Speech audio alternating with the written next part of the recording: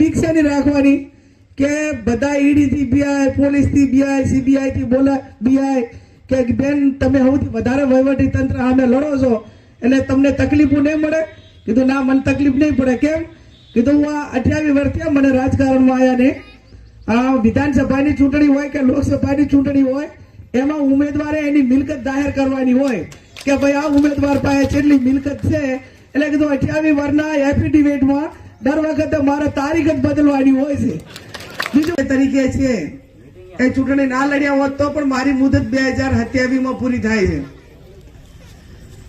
એક બાજુ સમગ્ર જિલ્લાના રાજકારણ માટે આવનાર સમયનું એક આ ટર્નિંગ પોઈન્ટ માટે અને 2027 ની ચૂંટણી હોય, જિલ્લા તાલુકા પંચાયતની ચૂંટણી હોય, સરપંચોની ચૂંટણી હોય, બનાસકાંઠામાં જિલ્લા તાલુકા પંચાયતની ચૂંટણીઓ પણ બાકી છે.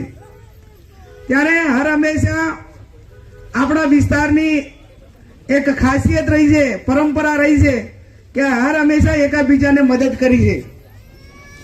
બધા આગેવાનોએ કીધું કે બેન મારે એ કહેવાની જરૂર નથી કે ઠાકોર સમાજ ઘરે ઘરે ફરે.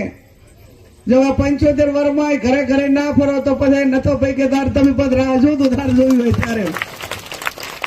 અને આટલા સમય, સારા સમયની અંદર કે કોઈ એમ માનતું હતું 2 મહિના પહેલા કે 3 મહિના પહેલા, 2 મહિના પહેલા કે ભાજપના ઉમેદવારોની ટિકિટો બદલાવી પડશે, ચાહે સાબરકાંઠા હોય, વડોદરા હોય. હવે તો અહીંયા એવું થયું છે 12 ઘડી ઘરમાં 13 ઘડી. એને એમ કહેતા કે અમારે તો કોંગ્રેસ મુક્ત ભારત જોવે છે. એક બાજુ કોંગ્રેસ યુક્ત ભાજપ થઈ ગયું છે અને એક બાજુ 9 લઈ ગયા 13 તૂટે છે. અને જ્યારે અહંકાર હોય ત્યારે કુદરત પણ એને સાથ ના આપે. ચૂંટણી પહેલા 5 લાખના દાવા કરે એ પ્રજાનું અપમાન કહેવાય, મતદારોનું અપમાન કહેવાય. હર હંમેશા મેં વિધાનસભા હોય, જિલ્લા પંચાયત હોય, તાલુકા પંચાયત હોય, એમાં નાના મોટા કામો વહીવટી રીતે કઈ રીતે કરવા એ કાયમી કરવા માટેનો પ્રયત્ન કર્યો છે. બીજા 2-3 મુદ્દા મારે આપ સૌને વિનંતી સાથે કહેવા પડે કે પ્રજાના પ્રતિનિધિ પાસે 2-3 પ્રકારની અપેક્ષા એ મતદારોના આગેવાનો રાખતા હોય છે. એ આશાઓ એ રાખે કે બેન આ આગેવાન કે આ પ્રતિનિધિને આપણે ચૂંટશું તો એનો ભૂતકાળ કેવો છે કે જેથી કરીને એનું વર્તમાન સમય કે ભવિષ્ય આપણી સાથે કંઈક જોડાય. તો ભૂત, ભવિષ્ય ને વર્તમાન આ ત્રણેય પ્રકારનો વિચાર કરીને મતદારો મતદાન કરે છે. મારા ભૂતકાળથી પણ વાકેફ છો, વર્તમાનથી પણ વાકેફ છો અને ભવિષ્યની હું આપ સૌને ખાતરી આપું છું કે તમારા સુખે સુખી ને તમારા દુઃખે દુઃખી એ સ્વભાવ કાયમ મારો રહ્યો છે અને એ પ્રમાણે વર્તવા માટેની આપ સૌને ખાતરી આપું છું. સનાતન ધર્મ શંકરાચાર્ય એમ કે બેન અમારી સૌ સાધુ સંતોની, હિન્દુ ધર્મની, સંસ્કૃતિની બધાની એક માગણી કે આ રાષ્ટ્રમાં ગૌ માતા, જે આપણી ગૌ માતા છે એ ગૌ વંશ હોય કે ગૌ માતા એના જે હત્યા ઉપર પ્રતિબંધ આવે એવો કાયદામાં સુધારો આવે એવી માગણી સાધુ સંતોની, સમગ્ર હિન્દુ ધર્મની, આપણી સૌની, તમામ ધર્મના લોકોની છે.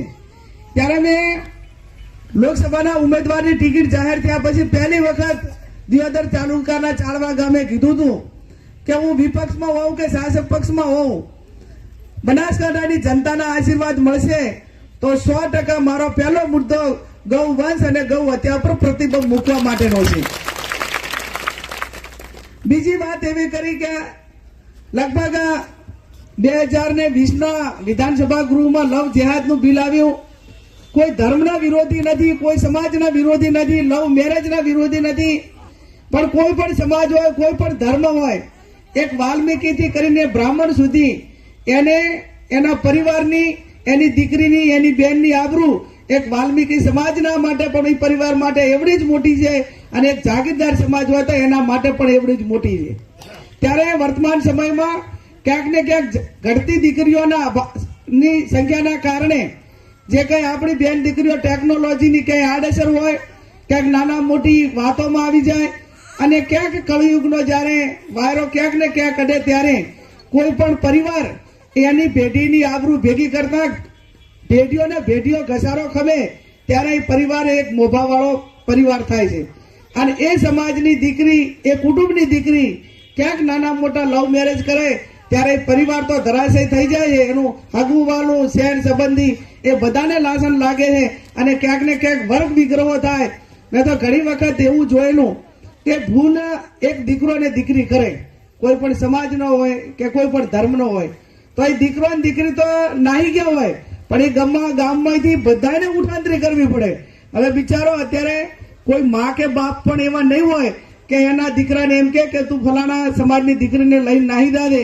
કોઈ એવા નહીં હોય કે જે એને પ્રોત્સાહન આપે, પણ એમના હાથમાં ન હોય અને આ રીતે ઘટના બની હોય ત્યારે પોતાના ઘરના માળા મેલીને રાતોરાત નીકળી જવું પડે છે.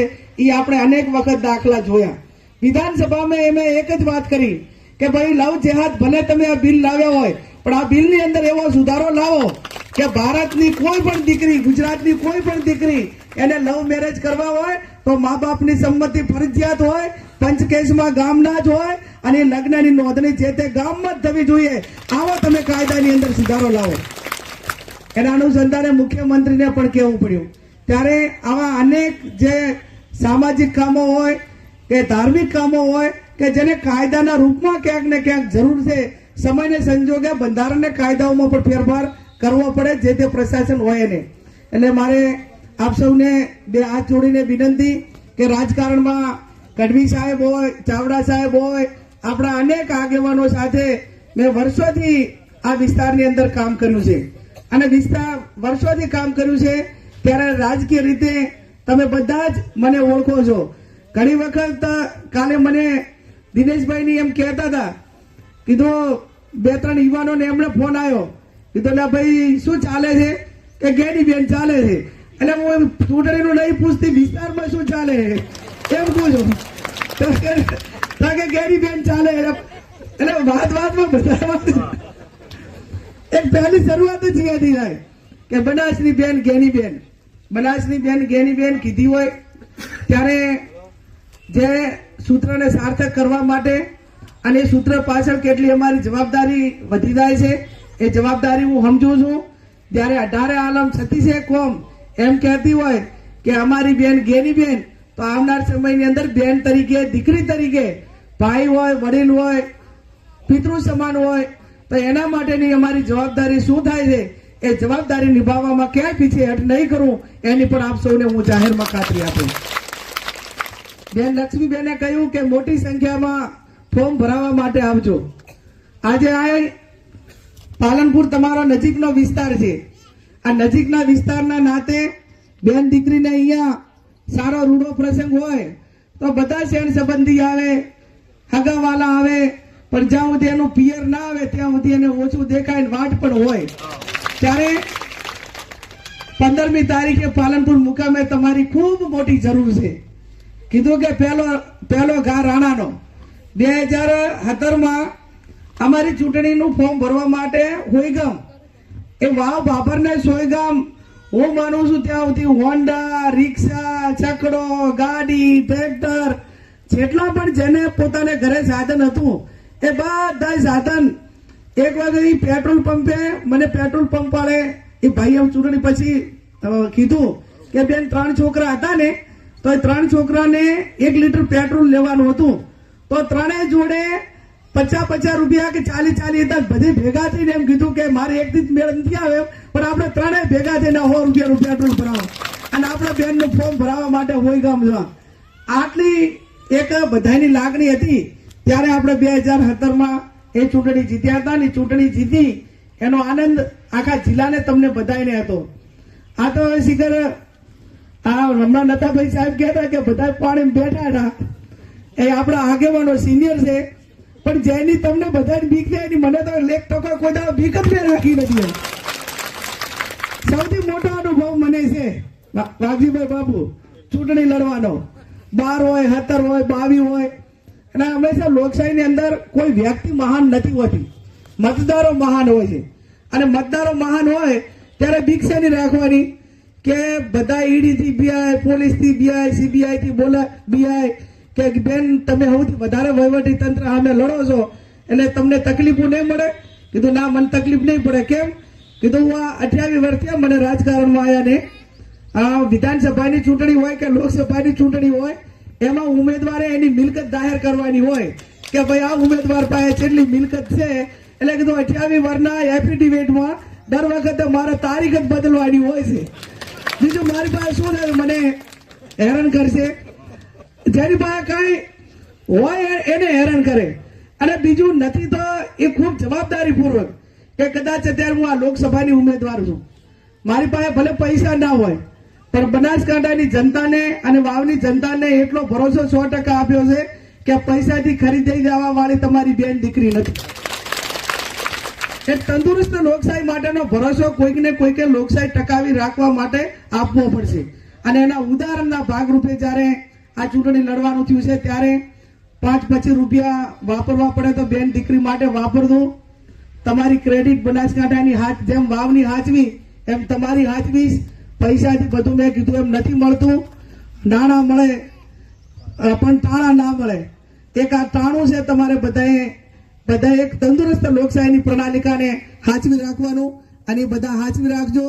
આ વિસ્તારમાં પાણીનો પ્રશ્ન મોટો છે અને પાણીના પ્રશ્ન માટે એટલી ખાતરી આપીશ, વાવ વિધાનસભામાં તો અમે દિનેશભાઈ એવું કરતા કે કેનાલમાં અધિકારીઓ પાણી ના છોડે ને તો અમે અહીંયા જઈને હરપાની દાદાગીરી કરીને દરવાજા ખોલી લાગે. એટલે ભાઈ તમને સી પ્લાન ઉડાડવા પાણી મળે, તમને ઉદ્યોગપતિઓને પાણી મળે અને તમારા ખેડૂતો નહીં આલું તમારા બાપની ભેડીએ ના જમાડો. એમ પાણી તો વરસાદે વરહાડ્યું છે અને વ્યવસ્થાઓ કરી ખેડૂતોએ મોંઘી લાય જમીનો આપી છે. જે આ કેનાલું કે ગમે બન્યું હોય તો ખેડૂતોના પૈસે બન્યો છે. એમાં આવનાર સમયની અંદર આ દાંતીવાડા હોય, ધાનેરા હોય, એ સાહેબ હું મારી અદાથી ખેડૂતોને વિરોધ પક્ષ હોય કે શાસક પક્ષ હોય એ લડાઈ લડવા માટેની ખાતરી આપું છું. અને આ તમારે બધાને મારે ભેગું આવવું પડશે. પાછું પેલા આને બાંધવા પડે ને અને 2-3 ધોકા વળગાડે તાર મારા નામ ટાઈટ થાય કે હા હવે રેડી થયું છે. જ્યાં સુધી મગજમાંથી ભય ના નીકળે ને ત્યાં સુધી લડાઈ લડવાની મજા ના આવે. એટલે જ્યારે કોંગ્રેસના આગેવાનો સંઘર્ષમાં લડાઈમાં અને મેદાનમાં આવ્યા છે ત્યારે જનતા એને 100% સાથ સહકાર આપી રહી છે. આ તમે એમ જુઓ કે આ લોકસભાની ચૂંટણીની અંદર 25 વર્ષમાં આટલા માણસો કોઈ દાડો ભેગા થયેલા તમે જોયા? એક બાજુ બધું છે, બેંક છે, ડેરી છે, પૈસા છે, પોલીસ છે, સંસાધન છે, દાદાગીરી છે, ગાડીઓ છે, બધું પ્રકારનું છે. પણ છતાં કોઈ લોભ લાલચમાં નથી આવતા અને અમારી પાસે કાંઈ નથી. પણ છતાં અમારો પ્રેમ તમારા ઉપર છે અને તમારો પ્રેમ અમારા ઉપર છે.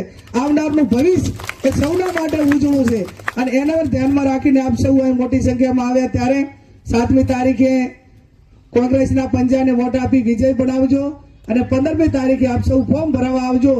આપ સૌને ફરી પણ હું ખાતરી આપું છું કે તમારા મતની કિંમત એ અમારા સૌ આગેવાનોના દિલમાં છે, અમારા એક ગણિતમાં છે અને એનું વળતર એ આવનાર સમયની અંદર તમામ સમાજોને અમારા દ્વારા કે અમારા આગેવાનો દ્વારા ક્યાંક તમે 1 રૂપિયો આપશો તો 1.5 રૂપિયો કરીને આપવાની ખાતરી સાથે ખૂબ મોટી સંખ્યામાં હાજર થયા એ બદલ આપ સૌનો ખૂબ ખૂબ હૃદયપૂર્વક આભાર.